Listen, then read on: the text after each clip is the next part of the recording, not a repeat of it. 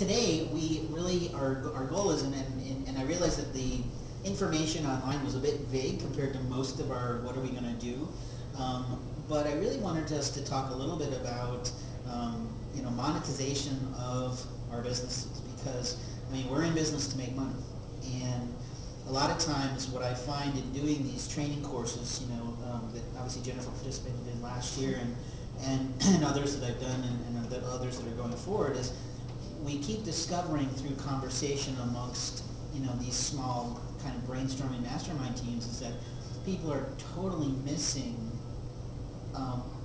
opportunities for income in their business, and because they've just done things this way and only this way for so long, they found that it worked, and that's great, but it doesn't necessarily open up a new way.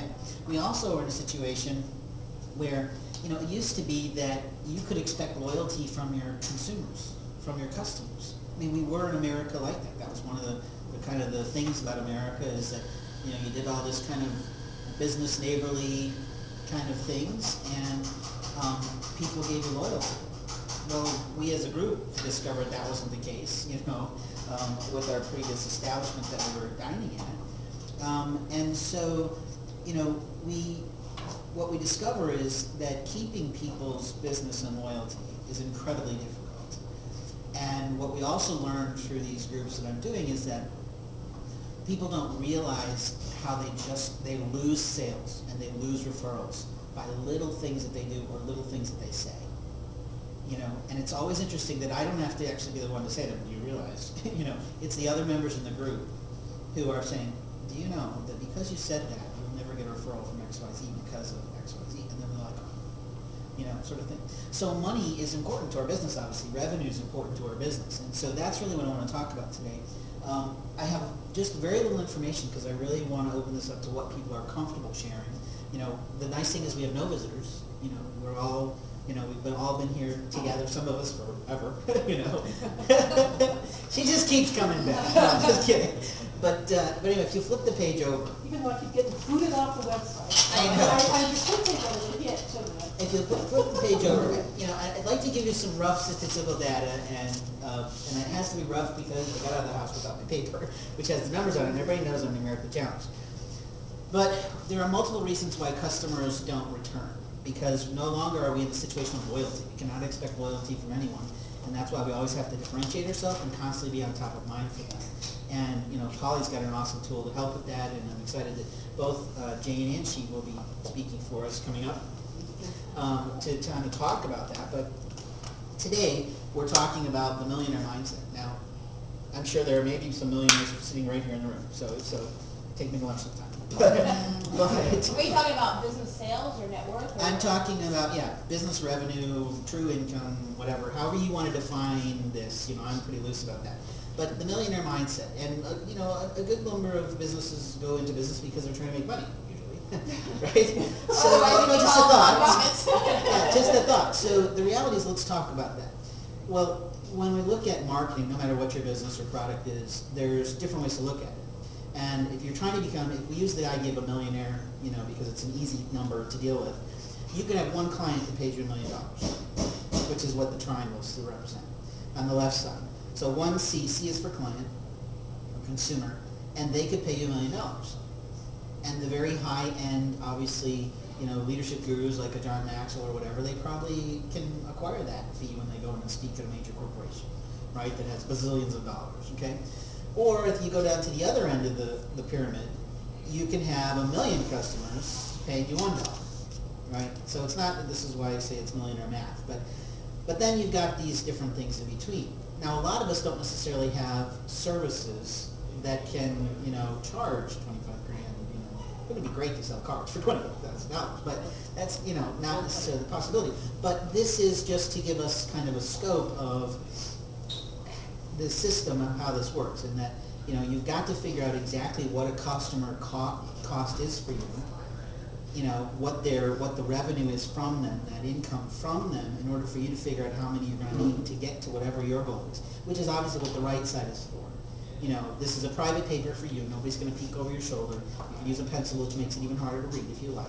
But you want to put your financial goal for you there. if you can. If you know what that is, you know, or you can put it in I would put it in Japanese, but you know, in other language, I don't care. But you want to put what that is for the year, because we are. I mean, February's here, right? And so we want to know what that is. And then, how have you figured out, kind of, and it's just a little sheet that you use now or later. How can you figure out how to get to that goal faster, right? Because the churn and burn way is exhausting, is it not? So that's why we want to talk a little bit about mathing, and that because. And bring it up now to question of, does everyone in the room basically have something that it's like a one-off type of a sale? You know, where you have maybe one product and that's what you're selling to someone. Once they bought, it's done. So what we're trying to get to is, how do we create that one customer to be our either a regular income customer or to be a really good referral customer, because that's the only way we can get out of the churn and burn. So when you look at the sheet, you know, do you have A clients, B clients, and C clients? Well, does everybody have enough business to handle? No, I don't want. So I think we raised, you know, and Denise brought up something really awesome, which was she talked about how that her buying style is very similar to her client's buying style, which then also means that Denise's selling style is very similar to her buying style. And a lot of times our buying styles impede us in selling because we try and find that affinity with the person as opposed to trying to figure out what's the best approach with that person. You know, instead of being that adaptable chameleon to shift ourselves, not to be manipulative, just because our goal is to develop business and to build business. So that's another kind of thing to look at here. So it's good that you kind of know, you know, yeah, I have A, B, C, and C clients, but my guess is you haven't taken into what am I doing to communicate regularly with my A clients? What am I doing regularly now? I'm sure Gil probably does, because she's got a system from her company. But what am I doing to stay connected with those people and stay top of mind? Then if we look at the client types, there's also this R, and if I can remember what I meant R to be last week, it's probably something to do with residual, okay? Or Sorry, I don't see repeat. the R. It's on the left side there with Oh, I client see, types. sorry. Would you repeat or residual? Yeah, thank you. Repeat is probably what I was thinking last night.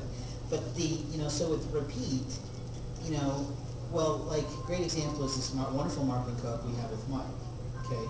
It is a repeat thing, and the thing we've discovered, though, is people don't quite get what the, not necessarily the purpose is, which is to create exposure.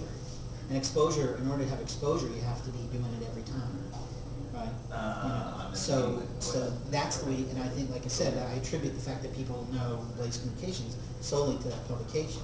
You know, when I'm meeting an executive that I've never met before in my life, I'm like, how do they know Blaze Communications? That's the only way they could possibly know it, is through this publication.